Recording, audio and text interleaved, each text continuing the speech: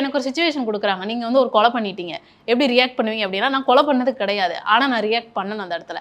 அப்ப எப்படி அந்த ஒரு விஷயத்த உள்வாங்கி நான் வெளியே காட்டணும், அது எப்படி பண்றது? நீங்க கொலை பண்ண வேண்டிய அவசியம் இல்லை. எல்லா மனிதனுக்குள்ள ஒரு கொலைகாரன் இருக்கிறான்.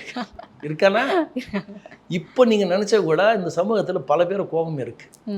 அவன் செத்தாதான் இது நல்லா இருக்கும் அப்படின்ற மாதிரி ஒரு கோபம் இருக்குல்ல. அப்ப நீ கொலைகாரன் தானே.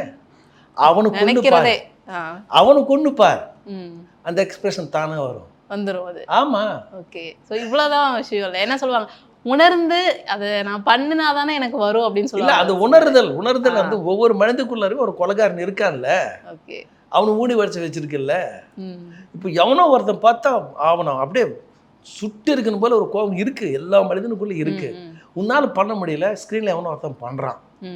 இப்போ அது மாதிரி நாளைக்கு நீ ஸ்க்ரீன் போகும்போது அந்த கோபத்தை மனசில் நினச்சிக்கிட்டு ஒருத்தர் நினச்சி பாரு, ஒருத்தர் செஞ்சு பாரு. அந்த பார்வையில வந்து திகில் வந்துடும். குத்த வேண்டியதில்லை, பார்வையில் கொலவெறி தெரிஞ்சிடும். ஏன்னா சமூகத்தில் ஒருத்தர் மேலே நீ கோபமாக இருக்க, அது உணர்ந்து, அதான் உணர்ந்து செய்யறது. நீங்கள் அதை உணர்ந்து பாரு. மனிதன் இந்த ஸ்கின் இருக்கிற வரைக்கும் உணர்வுகள் வந்து ஏகப்பட்டது இருக்குது.